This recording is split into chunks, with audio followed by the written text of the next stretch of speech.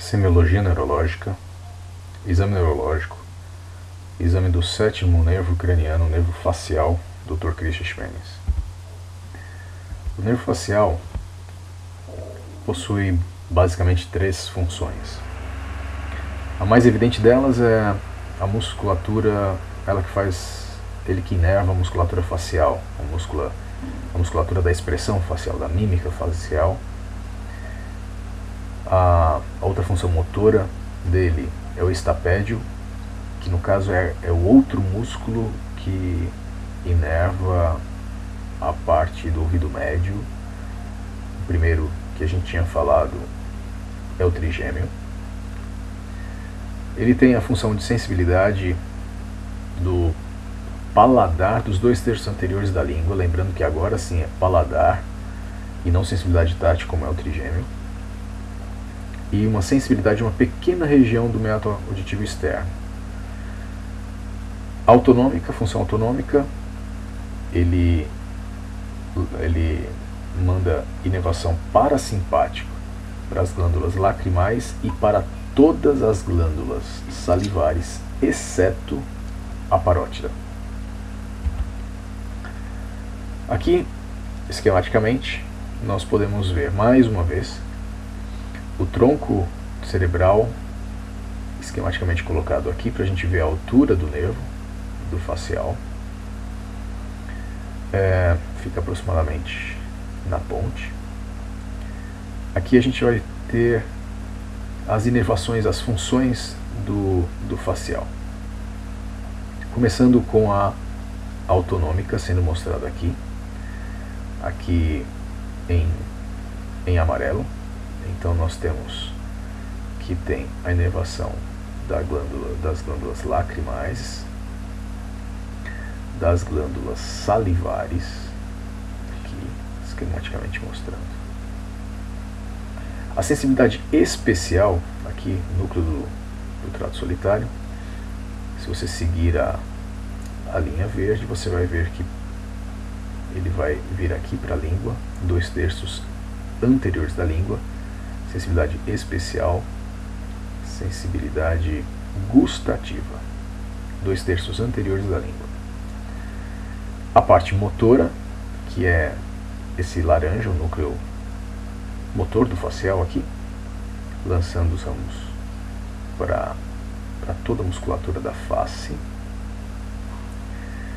E um último ramo motor bem pequeno, que é o músculo que vai para, que é o nervo corda do tímpano, que vai inervar o estapédio. Aqui o estapédio mostrado bem aqui. Pronto. Então, função autonômica, motora e sensibilidade especial dos 2/3 da língua, o paladar dos 2/3 anteriores da língua.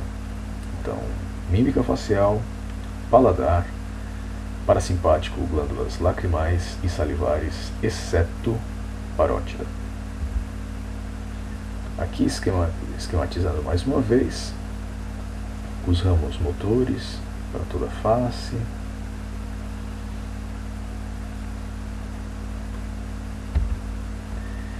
Aqui ele detalha a sensibilidade gustativa. Vamos acompanhar aqui, ó. Sensibilidade gustativa dos 2/3 anteriores segue essa linha azul contínua, gânglio do sétimo, indo até o núcleo do trato solitário, porque é uma sensibilidade especial, núcleo do trato solitário. O terço posterior da língua, a sensibilidade gustativa do terço posterior da língua é dado pelo glosso faríngeo. Aqui é mostrado por essa outra linha, que também, obviamente, como é a mesma sensibilidade, se dirige também para o núcleo do trato solitário. Existe paladar também na glote e na faringe, que é dado pelo décimo, pelo nervo vago. E aqui ele vai subindo também, novamente ele vai para o núcleo do trato solitário. O núcleo do trato solitário, ele vai comunicar-se com o núcleo salivatório superior e inferior, obviamente porque, dado o paladar, a gente vai ter um reflexo de salivação, né? E também ele se comunica com núcleos e, na verdade, centros de regulação da mastigação, da deglutição, obviamente porque quando nós temos sensibilidade gustativa, a gente tem que ter preparação para o reflexo da deglutição. Então, aqui toda a sensibilidade gustativa. Só fazendo uma observação, que a sensibilidade tátil dos 2/3 da língua não é no facial, é no trigêmeo. Então a sensibilidade tátil é esquematizada nessa linha pontilhada que vai indo para o gânglio do trigêmeo. Aqui, ó. Aqui é a sensibilidade tátil da língua. E depois, além dessas comunicações locais, também, obviamente, é feito sinapse com um neurônio que vai mandar para o tálamo novamente, para o córtex, para ficarmos conscientes da nossa sensibilidade, do nosso paladar. Aqui é justamente a ação dos núcleos salivatórios. Então ele vai lançar a sua inervação para as glândulas salivares. Esse núcleo, ele vai, por ser parasimpático, ele também vai lançar a sua inervação parasimpática das glândulas lacrimais e de glândulas nasais. Daí porque quando a gente chora, a gente tem uma coriza também. Só uma observação. Note aqui a parótida. A parótida não é inervada no caso, como a gente está falando, pelo facial. É pelo glosso faríngeo. Aqui, ó. Glosso faríngeo mandando inervação para a parótida. Então, as glândulas salivares, todas menos a parótida, são inervadas pelo facial, mas a parótida pelo glosso faríngeo, como é esquematizado aqui na figura. Bem, para a gente testar o nervo facial, a gente pede para o paciente para que ele faça caretas, sorrisos forçados, encha a boca de ar, pede para assobiar, para ele franzir a testa, tudo para a gente ver se toda a sua mímica facial está preservada. Pede para ele fechar os olhos com força. E na parte da sensibilidade, na prática dificilmente se testa o paladar. Na necessidade a gente pode até testar, mas dificilmente a gente testa na prática o paladar. E a parte autonômica, na verdade, a gente não testa também. Bem, uma coisa muito importante que a gente precisa ter noção é o seguinte. Prestem atenção nessa figura aqui. Aqui vai ter o núcleo do facial. Aqui, esquematicamente, é o nervo facial, saindo aqui o núcleo facial aqui na ponte, saindo o nervo facial. E o núcleo do facial, ele é inervado, ele recebe inervação, obviamente, uma inervação contralateral do córtex motor. Então, o córtex motor da face, está aqui, ó, o desenho aqui do homúnculo. A face aqui, essa parte é o córtex motor. Então ele manda, cruza na altura do sétimo, faz sinapse com o sétimo e manda a ordem aqui para a mímica facial e ele vai contrair normalmente. A observação que a gente tem a fazer é o seguinte. A parte superior da face, ela recebe inervação bilateral, tanto contralateral como ipsilateral.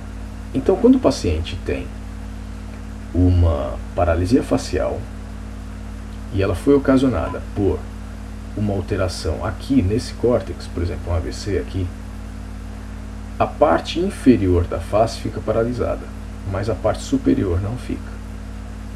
Se a lesão é aqui, no facial, aí a paralisia é completa. É uma forma bem prática de a gente distinguir paralisia facial periférica, que é algo, pelo menos a princípio, não é uma emergência médica, não é uma urgência médica.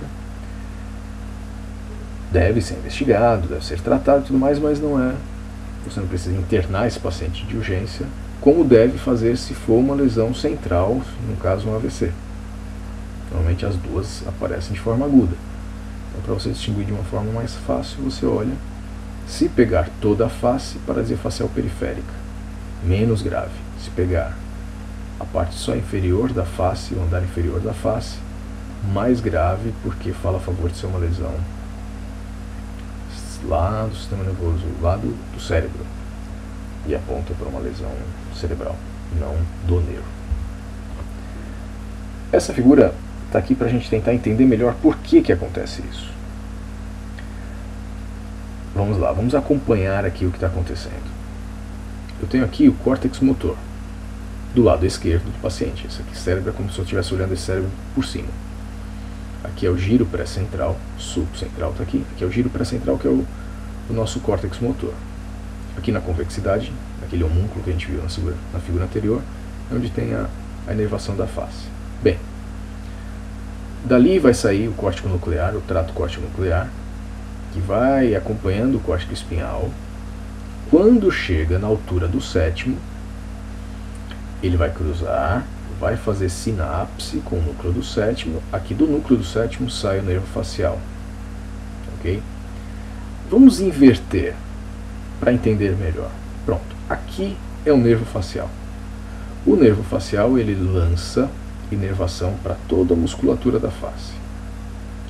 Nesse desenho existe uma diferença. A inervação da parte superior da face está em linha contínua e da parte inferior da face está em linha pontilhada. Vamos acompanhar aqui essa inervação. Vamos lá. Plano geniculado, entra na ponte e vai para o núcleo. Presta atenção na figura aqui do lado, no núcleo.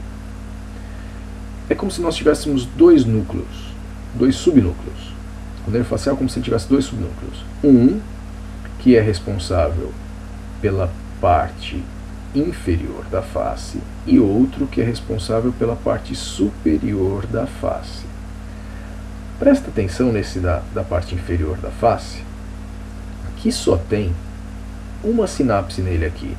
Só tem uma sinapse nele aqui, só uma inervação. E que vem de onde? Vem contralateral, vindo do córtex contralateral. Esse daqui, lembrando, a linha pontilhada é a parte inferior da face. Então, a única inervação que a parte inferior da face recebe é contralateral. Percebem que aqui só tem uma sinapse nesse nucleinho inferior aqui, que é aqui, ó. Agora, se a gente acompanhar a linha contínua que está vindo da parte superior da face, vamos acompanhando a parte superior, aqui na figura do lado aqui. Parte superior da face, gânglio geniculado, entra, e aí vem aqui, ó. Ele vem para o outro núcleo, que é o núcleo, estou chamando de subnúcleo, mas vamos ficar chamando assim, vai. Não está certo, mas vamos chamar assim. O subnúcleo do facial aqui. Esse subnúcleo do facial é o núcleo que inerva a parte superior da face. Mas olha só, aqui a gente tem duas sinapses, a gente não tem só uma. Uma das sinapses, essa aqui de baixo, ela está vindo contralateral. Junto com essa daqui, ó, que veio para cá, ela veio contralateral e levou aqui. Mas existe uma outra sinapse que está vindo ipsilateral. Então, a parte superior da face, ela recebe inervação contralateral, que é o que a gente esperava, mas ela também recebe ipsilateral. Então, se a gente pensar novamente naquela figura anterior, se eu tenho uma lesão aqui no facial, ó, cortando o facial, nenhuma delas vai chegar lá, então eu tenho uma paralisia completa. Agora, se eu interrompo essa via aqui, ou eu destruo lá em cima, no córtex, esse daqui não vai chegar aqui. Beleza, então a parte inferior não contrai. Mas aqui, e ele não vai chegar nesse pontinho aqui, mas esse pontinho aqui ainda recebe dessa daqui que é ipsilateral. Então a parte superior da face ainda funciona. Então na paralisia facial, que a gente chama de central, porque pega lá no cérebro, a gente tem que o paciente tem ainda preservada a movimentação da parte superior da face. Enquanto que se for periférica a lesão aqui no nervo facial, como já está tudo junto aqui, é a via final, se interromper aqui, não chega nada aqui. Então a paralisia é em toda a metade da face, não só na parte inferior, é em toda a metade da face. Vamos ver se as coisas estão andando agora. Olha aqui. Agora a gente tem cores diferentes para explicar, tá, ok? Presta atenção aqui, ó. O amarelo, que vem desse córtex motor à direita, ele vem e inerva deste lado, mas também inerva do outro lado. Mas a parte que ele inerva deste lado aqui, se você notar o amarelo ele vai continuar aqui para cima, ó. Por que aqui não é só amarelo, agora é amarelo e laranja? Porque, obviamente, essa parte daqui de cima recebe inervação contralateral também. Então, essa parte aqui de cima da face recebe inervação desse lado e desse lado. Então, a parte de cima da face está aqui, ó, amarelo e laranja. A parte de baixo só recebe contralateralmente, ó, o laranja aqui, só contralateralmente, por isso a parte de baixo está aqui, ó. Entenderam? Vamos ver a próxima figura. Se eu tiver uma lesão aqui, o que vai acontecer? Não chega o laranja, tá certo? Não chega o laranja, então essa parte de baixo não vai ter nada, porque aqui era só laranja. E se eu interromper o laranja, não chega nada aqui. Essa de cima recebia amarelo, que era desse mesmo lado, e laranja. O laranja não está chegando mais, mas o amarelo continua vindo. Então, se a lesão é aqui, é central, que a gente chama de paralisia facial central, se você notar aqui o paciente, ó, ele tem a boca torta, ele tem uma paralisia desse lado, porque não chegou laranja aqui, então a boca aqui está caída, tá vendo? Mas essa parte aqui do superior está simétrica. Percebem? Isso aqui é um esquema, um desenho mostrando uma paralisia facial central, e aqui é uma periférica. Por quê? A periférica pega toda a face, então todo esse lado direito aqui está comprometido. Só essa parte contrai aqui, ó. E contrai também, é assimétrico também a face, ó, a parte superior da face, a testa, por exemplo. Aqui não. Ele consegue contrair a testa, pelos motivos que a gente já viu. Aqui é para exemplificar um sinal semiológico que a gente encontra na paralisia facial periférica. Essa moça aqui está com paralisia facial periférica, notem, consegue fechar o olho com força. Aqui a gente pediu para ela fazer uma careta, fechando os olhos com força. Ela fechou o olho com força, a boca puxou só para esse lado. Isso é uma coisa importante lembrar, que quando a paralisia facial periférica é de um lado, a boca entorta para o outro lado. Porque aqui a musculatura ela puxa, ela não empurra, então ela entorta para o outro lado. E aqui o olho não fechou e a boca não puxou para esse lado. Quando ela fica em posição neutra, fica o olho entreaberto. A gente chama isso daqui, ó, essa fenda que fica quando fecha o olho, de sinal de Bell. Tanto é que a paralisia, na verdade, essa idiopática, paralisia facial periférica idiopática, tem um epônimo chamado paralisia de Bell. Bem, com relação ao nervo facial, por enquanto, é só isso.